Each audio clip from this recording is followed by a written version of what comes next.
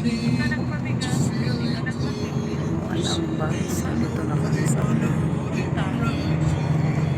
Dahil gusto ikaw ay sagot. Ito po anong anniversary ko. Ang Biyahe na kami Panagay. Sa-attend kami sa discipleship as no training sa short term po. City of Hope Christian Ay Church. makikisang words na guys. Nagdasal po ako. Pumasap po ako at tinatrak ko na mag-words sa gusto ko.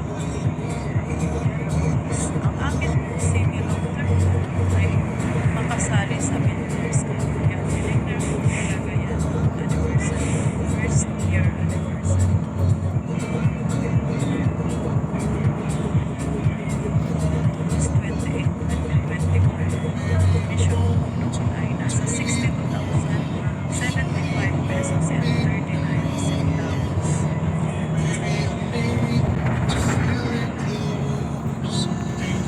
Ang long term po ay mga residents like See things from God's perspective. Mas nauunawaan mo yung mga bagay-bagay ayon sa pananaw ng Diyos. Amen? Kasi kung Amen. sarili natin, madali tayong bumisita. Kaya madali tayong sumuko. Diba?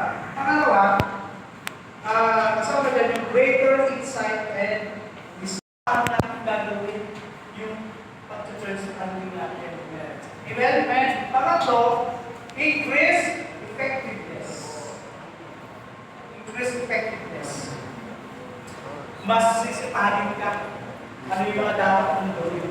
Ano yung mga bagong strategiya, mga innovation para yung pagka-strategy natin ay pinapakinggan talaga. Nagagawa talaga natin yung nais ng Panginoon. At pang-apat, protection and provision. Ano po? Protection and provision. And pang-lima, spiritual eyes to see God's daily miracles. So, yan po ang ating kasama ng pang-anim, wisdom for the harvest. Ano ba natin yung aanihin yung mga kaluluwa na yun na nabahagi na natin ng salita ng Diyos. ate ko. Sige na.